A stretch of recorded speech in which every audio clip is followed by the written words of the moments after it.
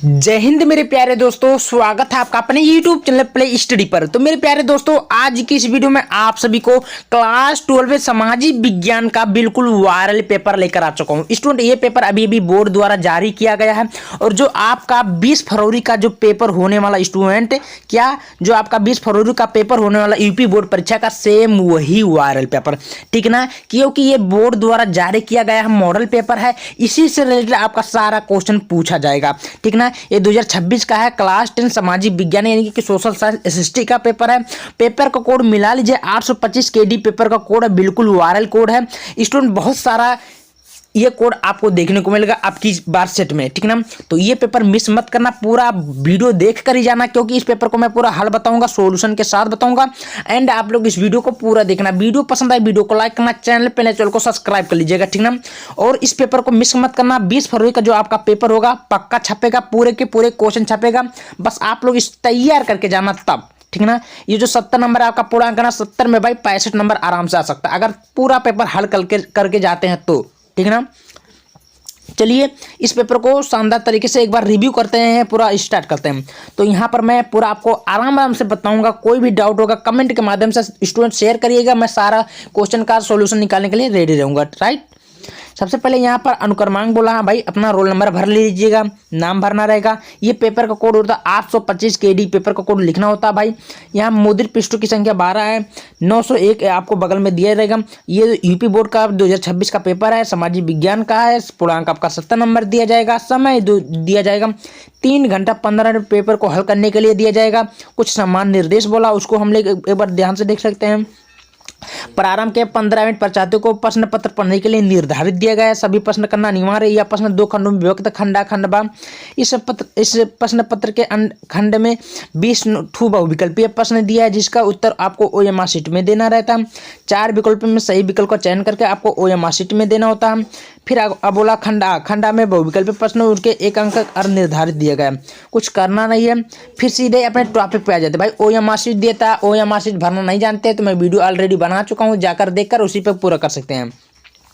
तो सबसे पहले स्टूडेंट खंड आ, जिसमें से हमारा 20 बहुविकल्पीय यानी कि ऑब्जेक्टिव क्वेश्चन दिया जाता है, जिसको आपको ओएमआर शीट में देना रहता है। तो मेरे स्टूडेंट आपके सामने पहला क्वेश्चन बोल रहा है, मैं आपको बताऊंगा, आप लोग ध्यानपूर्वक करते जाइएगा। बोल रहा कि फ्रांस की क्रांति कब हुई थी, तो सब लोग स्टूडेंट जानते हैं कि फ्रांस की क्रांति 1789 ईस्वी में हुई थी।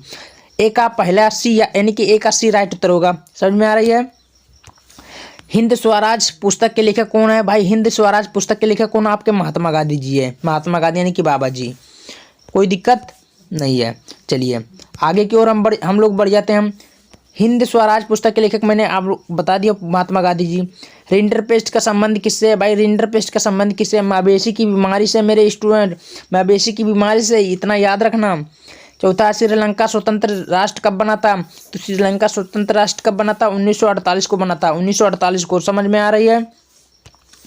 पांचवा देखिए, निम्नलिखित में से कौन सा बड़ा लोकतांत्रिक देश है? सबसे बड़ा लोकतांत्रिक देश कौन है? तो ये है इंडिया, पावर ऑफ इंडिया, ठीक है ना। चलिए छठवां नंबर देखिए, श्वेत क्रांति संबंधित है। तो श्वेत माने सफेद होता है स्टूडेंट। श्वेत क्रांति संबंधित है कैसे? दूध से, दूध माने सफेद वाला। फिर 17 नंबर क्वेश्चन को ध्यान से देखिए, सबसे लंबा राष्ट्रीय जलमार्ग क्या सा? सबसे लंबा राष्ट्रीय जलमार्ग कौन सा? तो हल्दिया से इलाहाबाद सबसे लंबा जलमार्ग, यानी कि क्या बोलते हैं, डैम बोलते हैं ना, वही है। चलिए तो यहाँ तक किसी को कोई दिक्कत स्टूडेंट नहीं होना चाहिए। बस आप लोग एक बार फिर से वीडियो को लाइक कर लीजिए, थोड़ा मोटिवेट हो जाए तो काम करने में मजा रहेगा, है ना। चलिए 18वां नंबर क्वेश्चन को ध्यानपूर्वक देखिए, भारत की इलेक्ट्रॉनिक राजधानी क्या है भाई? भारत की इलेक्ट्रॉनिक राजधानी क्या? बेंगलुरु। इलेक्ट्रॉनिक मान जाते हैं जहाँ थोड़ा इलेक्ट्रॉनिक लो लक्कड़ सामान होते हैं, जहाँ थोड़ा ब्रांड चीज जैसे ट्रेन और से माकूल माना जाता है। 9वां नंबर क्वेश्चन स्टूडेंट बोल रहा है, राष्ट्रीय उपभोक्ता दिवस कब मनाते हैं? तो राष्ट्रीय उपभोक्ता दिवस हम लोग 24 दिसंबर को मनाते हैं।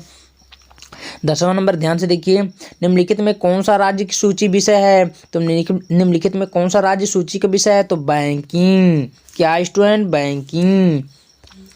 11वां नंबर देखिए, निम्नलिखित में संघात्मक शासन कहाँ नहीं है? तो कहाँ नहीं है? श्रीलंका में नहीं है, आपका भी राइट उत्तर होगा। फिर 12वां नंबर क्वेश्चन को देखिए, निम्नलिखित में कौन सी संघात्मक शासन की विशेषता नहीं है? तो शक्तियाँ का वितरण क्या होता है? शक्तियाँ का वितरण संघात्मक शासन की विशेषता नहीं है। कपास की खेती के लिए उपयुक्त कौन सा मिट्टी सही है? भाई कपास की खेती के लिए कौन सा मिट्टी सही है? तो काली मिट्टी सही है, इतना याद रखिएगा।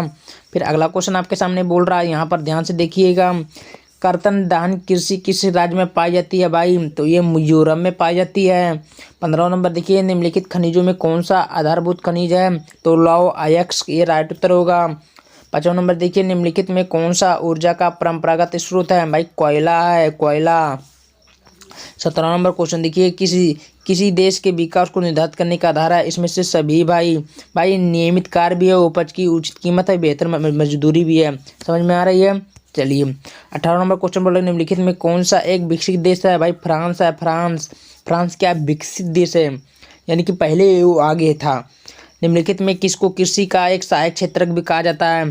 तो ये प्राथमिक क्षेत्र को कृषक क्षेत्र भी कहा जाता है, यानी कि सहायक कृषि भी कहा जाता है। इतना याद रखनी है, कोई दिक्कत यहाँ तक का नहीं होगा।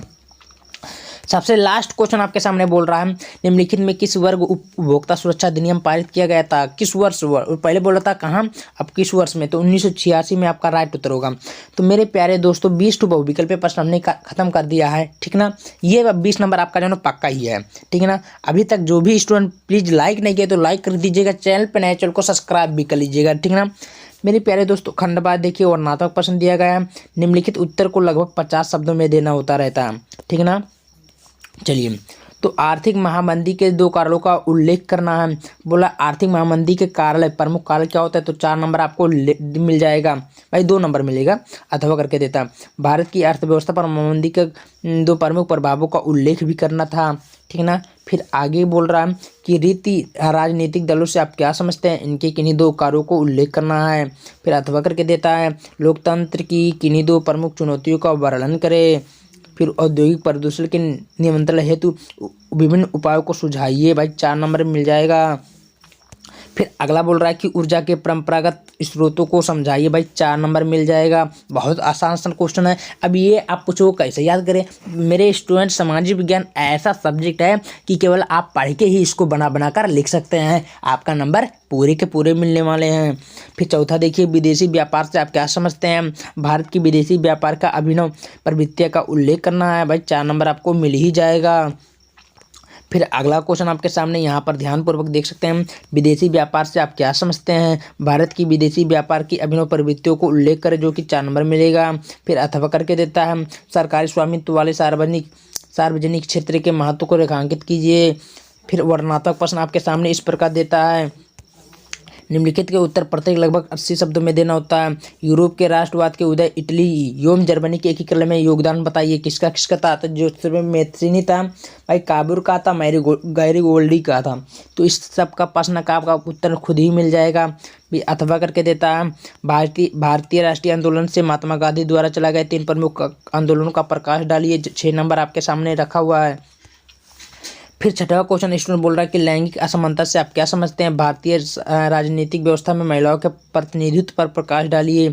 तो इस टाइप का क्वेश्चन देता है, तो आपको आराम से कर लेना स्टूडेंट। फिर अथवा करके देता है, भारत की संघात्मक व्यवस्था की प्रमुख विशेषता भी लिखिए, 6 नंबर आपका मिल ही जाएगा।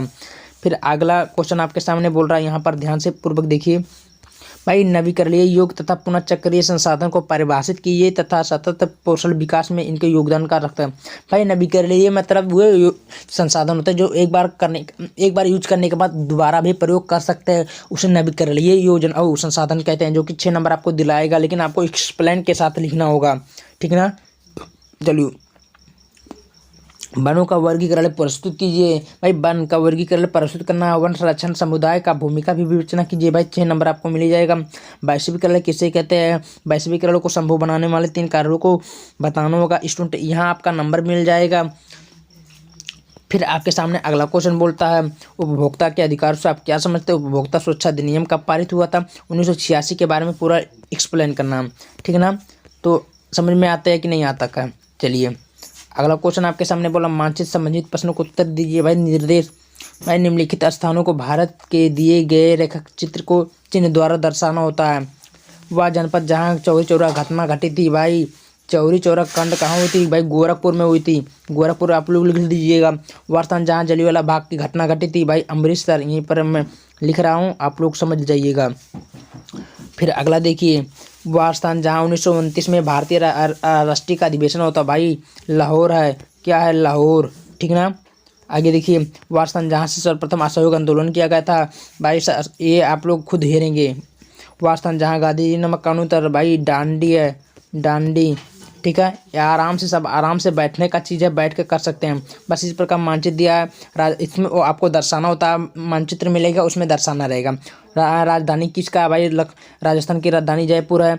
महामंदी का निर्मित बांध पर द्वारा चित्र दर्शाना होता है। उत्तर भारत की प्रमुख नदियों के बारे में दर्शाना होता है। सब आप लोग आराम से कर सकते हैं। तो मेरे प्यारे दोस्तों, आप लोग को बताइए वीडियो कैसा लगा। वीडियो पसंद है वीडियो को लाइक करना, प्लीज़ शेयर कर दीजिएगा, और अगर कोई भी पेपर चाहिए तो वीडियो को कमेंट करिएगा।